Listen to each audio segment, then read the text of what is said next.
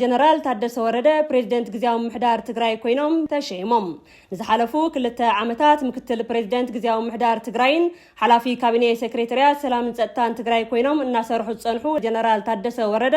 ካብ ሎሚ 30 መጋቢት 2017 ዓ.ም ጀሚሩ ፕሬዝዳንት ግዚያው ምሕዳር ትግራይ ኮይኖም ተሸይሞም ኣሎም ጀነራል ታደሰ ወረደ ቀደም ክብል ብውድብ ሕወሓት ፕሬዝዳንት ንኽኾኑ ከም ዝተሓረዩን መንግስቲ ፌደራልን ውድብ ሕወሓትን ኣብ ሽመት ጀነራል ታደሰ ወረደ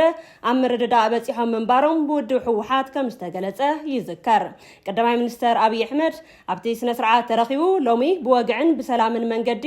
ምስግጋርን ምትሕላፍን ስልጣን ብሓድሽ ባህሊ ንምፍጻም ዝተዳለወ መደብ ኣካይድና ኣለና ክብል ኣብ ናይ ውልቁ ገጽ ማሕበራዊ ሚድያ ገሊጹ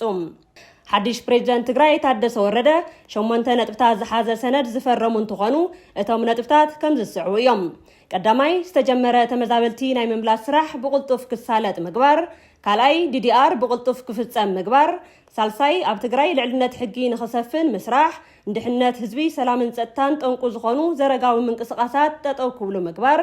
ራብዓይ መደበኛ ስራሕቲ ልምዓት መንግስታውን ማሕበራውን ግልጋሎታት ከምኡን ዳግመ ህንጸት ትግራይ ክሳለጥ ምግባር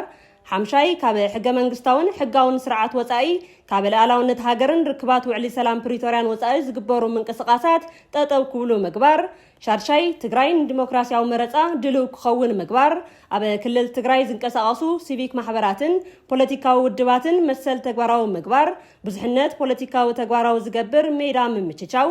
ሻውዓይ ህዝብ ትግራይ ዝተፈላለዩ ክፋላት ማሕበረሰብን ፖለቲከኛታት ኣብ ሃገራዊ ምክክር ክሳተፉ ምግባር ሻምናይ ምንቅስቃስ መንግስታዊ ሚድያን ኮሙኒኬሽንን ትግራይ ምሕዝነትን ርክባትን ህዝብታት ኢትዮጵያ ዘጠናኽሩ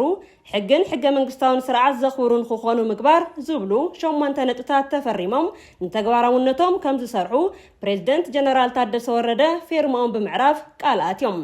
ይኹን ደኣምበር ካብቶም ዝተዘርዘሩ ነጥብታት ብዛዕባ ምምላስ ለኣላዊ መሬት ትግራይ ዝተገለጸ ነጥብ የብሉን